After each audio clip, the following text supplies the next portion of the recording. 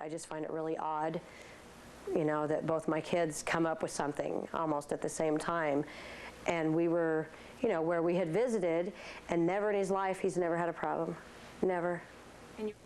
Now, both of the children's parents are now being tested to find out if that blood disorder was inherited from them. If not, there will most likely be more testing. But for now, Javier is on medication that seems to be working. We'll have more coming up tonight at 11. Well, Renata Friani, Eyewitness News, live. Some slightly promising news there. All right, thanks, Renata.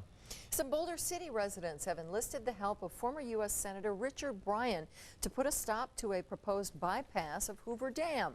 The bypass bridge would be built over the Colorado River.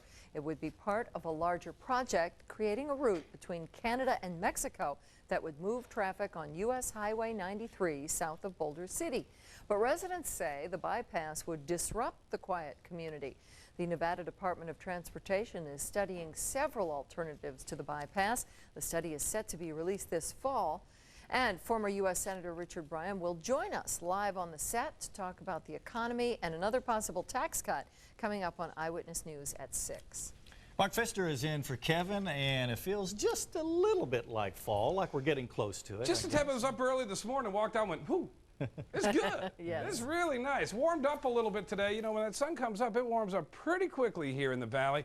And we topped out in the mid-90s across the valley today. Good news is temperatures are going to be about this way, which is about normal for this time of year, mid-90s.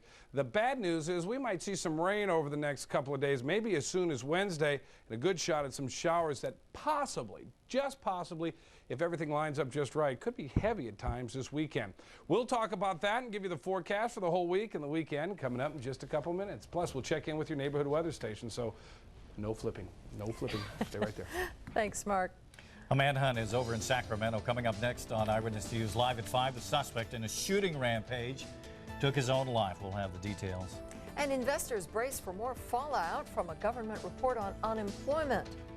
Later on, the numbers are in favor of single women looking for a date in the Silver State. We'll tell you why.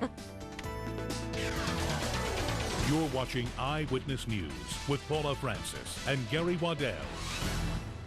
This portion of Eyewitness News is brought to you by Dodge.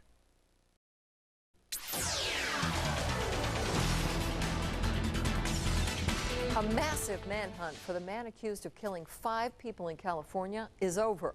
Sacramento police say 20-year-old Joseph Ferguson shot himself during a gunfight with police overnight. 2 other people, including a highway patrol officer and a bystander, were hit in the crossfire. So he was bent on killing anybody he could, and law enforcement seemed to be his main target at the time the shooting occurred. Those victims are expected to survive their injuries. Police say Ferguson was a former security guard who killed his girlfriend and 3 former co-workers Saturday night. He is believed to have killed another former co-worker last night. A mild earthquake shook the Los Angeles area over the weekend. There were reports of damage to some buildings, but no injuries. The U.S. Geological Survey showed the quake had a preliminary magnitude of 4.2 and was centered about 1 mile southeast of West Hollywood. Several small aftershocks were reported as well. Some residents said it felt like a rolling motion. President Bush gave Australia's leader a warm welcome at the Washington Navy Yard this morning. The president thanked Prime Minister John Howard for Australia's faithful service and joint defense for more than 50 years. Bush then presented the Prime Minister with a 250-pound bell from the Navy USS Canberra. Prime Minister Howard wants the president to commit to a trade pact, but administration officials won't go further than saying Mr. Bush is open to the idea. The Labor Department announced last week that the U.S. unemployment rate soared to its highest level in nearly 4 years. Now many are wondering what's next. There's been record layoffs in manufacturing and deep slashes in high-tech spending. That's having a negative impact on Wall Street and in the global economy. Some economists say you shouldn't expect things to get worse. It tells you where we've been and not where we're going. The statistics that we look at that tell you where you're going suggest that this may be the worst of it, and that in a month or 2 from now, the labor market situation might improve. The near-term prospect for the job market will become clear beginning this week when corporations come out with earnings expectations. If profits continue to fall, we can expect the unemployment rate to rise. Here's a look at some of the stories we're working on for Eyewitness News at 6 and 6:30. Coming up on Eyewitness News at 6, a new study shows a dramatic number of teenagers are being forced into prostitution. And at 6:30, there's a new way for kids to get help with their homework. Just ahead in this half hour, new figures show an uneven balance between men and women in the Silver State. We'll be right back.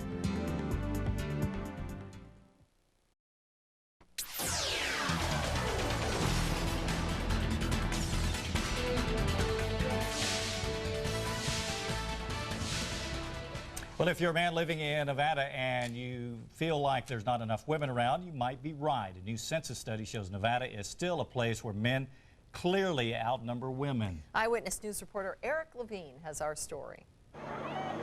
The 2000 census showed Nevada is a fast-growing state now numbering over 2 million people. And surprisingly, the majority of these 2 million people are men, putting Nevada in the company of only 2 other states that have more men than women. We have to remember that Las Vegas started as a man's market. I mean, when we wanted a date, we brought them in by covered wagon here originally. Even though there are 5 million more women than men nationally, Nevada has 103.9 men for each 100 women. Research expert Jim Medic believes the study has to do with the large number of mining, construction, and gaming jobs here, along with a pay scale that unfairly favors men. Very dominant workforce for the females, but 63% of them right here in Las Vegas feel that they don't get fair pay for a man's job. While experts say there's certainly some things that need to be improved between men and women here in Nevada, most people we spoke with were either unaware or unconcerned about the results. I never really noticed. If you go into the casinos, there are a lot of men playing at the tables. There's a lot of men dealers, things like that, but never really noticed. What about pay scale? You think women are paid well enough here relative to men? Well, my husband makes more than I do, so probably not. Valley women we spoke with say they haven't really had a problem with our male-dominated state, while other men we spoke with, like Cecil Pierce, believe the combination of male-dominated jobs and a desire for the single life keeps attracting more men here than women. When you have a lot of more men in that position than you do women, you know, that come out of a divorce or one thing or another, and they're coming around and just trying to get started again. So they gravitate to Las Vegas. Still, experts say it's just a matter of time before Nevada's gender numbers balance out. Eric Levine, Eyewitness News. 2 other states with a high male-to-female ratio are Alaska and Colorado. NASCAR fans, start your engines. Tickets for the 5th annual Daimler Chrysler Las Vegas 400 and Samstown 300 go on sale tomorrow. Last year's race at the Speedway was sold out, so race promoters are encouraging fans to get their tickets early. Tickets for the March 2002 NASCAR weekend at Las Vegas Motor Speedway can be bought over the phone or at this toll-free number, 1-800-644-4444, or log on to www.lvms.com or any of the tickets.com locations around the valley.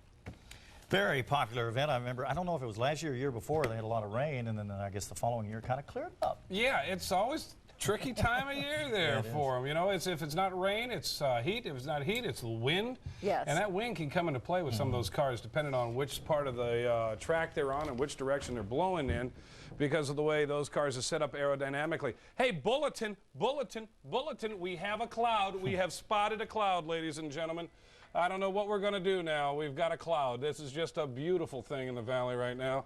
And we'll see a few more of those later on this week. Here's the latest satellite picture. High pressure over the western half of the United States still intact, but we're starting to return now to a southwesterly flow. There's a little bit of moisture there, high pressure off the coast of California, actually low pressure off the coast of California. Yeah, that's low. Will help kick some of this moisture on in here. High pressure back over Texas will take some of this moisture off the Gulf of Mexico and across Mexico and pump it back on into here. And possibly by Wednesday, we could see enough moisture in the atmosphere to fire off a scattered isolated shower or thunderstorm. Right now, we don't think that's going to be the big deal. 60 was the morning low at Wedlock. where that's Wascally Wabbit is. 50 for a high temperature day at Mount Charleston. We saw 58 at Overton, 62 for a morning low up at Mesquite. 68 is where the thermometer started today out at West Charleston, 63 at Eastern, 59 at East Sahara, 63 out at East Cary, and 61 downtown Henderson. All right, let's check in real quick with what we're looking at now. 97 degrees officially, 15% humidity, winds out of the east at 7 miles an hour. Now across the region, let me show you when we go to neighborhoods real quick. We'll check in with those. We've got those up and running for you. 97 up at North Buffalo at Eisenberg Elementary, 98 at Antonella at El Dorado, and 96 at Doris Reed's Elementary up at North Jones. And finally up at Mount Charleston, 67 degrees, feeling good up on the mountain at this hour. All right, back to the satellite picture. Here's the ridge of high pressure, but with low pressure developing off the coast of California, and we're going to tap in a little bit of moisture. What will happen later on this week is things could just get set up just right. There is some subtropical moisture down on the bottom right-hand portion of your screen, right off the coast of Mexico, and that could get drawn right up into here. So some of the computer models saying it could be a fairly wet weekend. We're just going to have to wait to see how things develop. A couple of scattered showers, northwest portions of Arizona now, moving through the Grand Canyon area. 79 at the Canyon, 107 at Phoenix, 72 at Los Angeles, and 85 at Salt Lake. Salt Lake will top out about 84 tomorrow, 86 at Denver, 103 in Phoenix. For us tonight, partly cloudy skies later on. 68 is an overnight low. Winds will be out of the south, 5 to 15 miles an hour. For tomorrow, look for a high temperature of 95. Partly cloudy skies, winds out of the south, 10 to 20 miles an hour. Normal highs around 96. We'll see temperatures pretty good for the week ahead. Look at this, in the mid-90s, 95, 96, 95, 97, 96, 93, 92. Huh? You like that? Yeah. 68, 69, 66. Might see a chance of rain Wednesday, and then again, a chance of showers Saturday through Monday. We're just going to have to see what develops with that system now. All right. Thanks, Mark. We have an update on our breaking news now. Rampart is closed near the Suncoast in Summerlin. You can see a live picture from our Chopper 8. A serious accident involved several vehicles there. All 3 victims have been transported to University Medical Center. Trauma 1 is the van driver in his 20s, a man and woman in their 60s. Injuries do not appear to be life-threatening. The older couple had to be rescued with the jaws of life. You saw that earlier on our live shot. Once again, this is live from Chopper 8. We'll have more information on this coming up on Eyewitness News live at 6. Sometimes you see ads in the paper looking for volunteers for a medical study. Coming up next in Your Health at 5, what you should know before volunteering to become a guinea pig. First, here's a look at what's coming up tonight on the CBS Evening News. Tonight on CBS, what to do about the sagging economy, and are some of the military's hot dog pilots taking too many chances in civilian airspace? An investigation on tonight's CBS Evening News.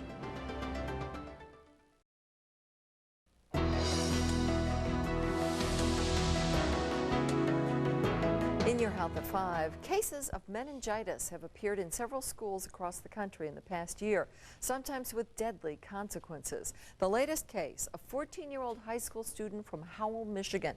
Health officials say the teen died of meningitis Saturday. About 50 students who may have come in contact with the teen may need antibiotic treatment. Meningitis is an infection of tissue covering the spinal cord and brain. Symptoms such as high fever, headache, nausea, vomiting, discomfort looking into bright lights, confusion, and sleepiness are all traits of meningitis. Clinical trials are experiments to see if a new treatment will work, but lately they've become controversial. The reason? Some volunteers, including healthy ones, have died or been harmed from taking part in these trials. Even though most clinical trials are very safe, there are questions you need to ask before signing up. And they are, what is my obligation? Some studies last years and can require countless trips to the doctor. Will it hurt? For example, if you have to get shots or blood work. What harm could come to me? The danger now or in the future? And if you would get sick from a treatment, who foots the bill? For experimental cancer treatments, you can check with the American Cancer Society for a list of legitimate trials taking place. There are a number of promising new options in the fight against AIDS. The HIV virus is constantly changing, and now Baltimore researchers hope to find a way to beat the disease with a new vaccine. This vaccine prevents the virus from completing the infection process. It leaves so-called markers to tell the immune system that HIV is an enemy. And John, that's your Health at 5. Thanks, Paula. Senate Committee on Aging is holding a hearing on products that mislead people into thinking they've bought into the fountain of youth. Eileen Sagani reports from Washington. Do you solemnly swear that the sworn to tell the truth, the man accused of lying and cheating seniors out of hundreds of millions of dollars each year had nothing to say except, I respectfully decline to answer the question based on my rights under the Fifth Amendment. Glenn Braswell, owner of a mega million-dollar dietary supplement business, is accused of scamming seniors by promising a cure for just about everything. Mr. Braswell is absolutely making money hand over fist on the backs of aging and scared and fearful Americans. His company, Giro Vita International, advertises online and through the mail. You want to find your fountain of youth? Pop a pill. You want a better sex life? There's a cure for that, too. What I am saying is that the process that is used to recruit customers is flawed, laden with lies and deception, and that the product could not possibly deliver what's promised in the advertising. Braswell has been in trouble before. He was granted a controversial pardon from President Clinton after serving time for mail fraud. The scam? Selling a product that promised a cure for baldness. Mr. Braswell has a great time sinning, and it takes him a long time to repent. And until you all get your big stick out and all these nice law enforcement agencies sitting back here, Mr. Braswell is going to continue to get a free pass. That was Eileen Sagani reporting. Coming up, why thousands of people got together to sing a favorite oldie when Eyewitness News Live at 5 returns. I'm Polly Gonzalez, and this is your community calendar brought to you by our community pride partners, Nevada Power Company, Sunrise Hospital and Medical Center, Finley Automotive Group, and Summerlin. The Las Vegas Valley Senior Friends offers free blood pressure screening on both sides of town during the month of September. Call 836-5803 for more information. The City of Las Vegas is sponsoring the Latino Festival on September 14th at the Rafael Rivera Community Center. Admission is free. Call 229-4600 for more information.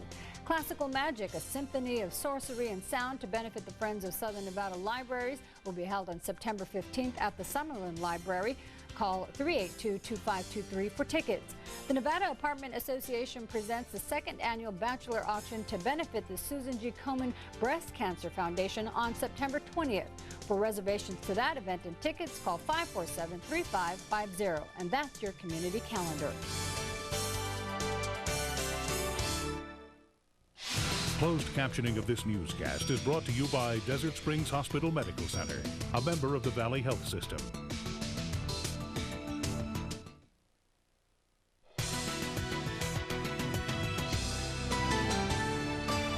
In Lubbock, Texas, they're saying they broke a world record Saturday night for the largest sing-along.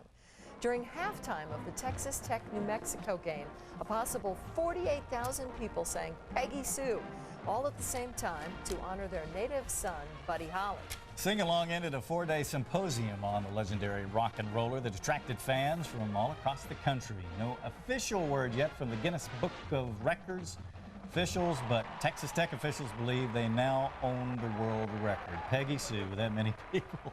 That'd be amazing, huh? Oh, yeah, that's kind of a fun thing. Yeah. That's our 5 o'clock report. We'll see you again at 6.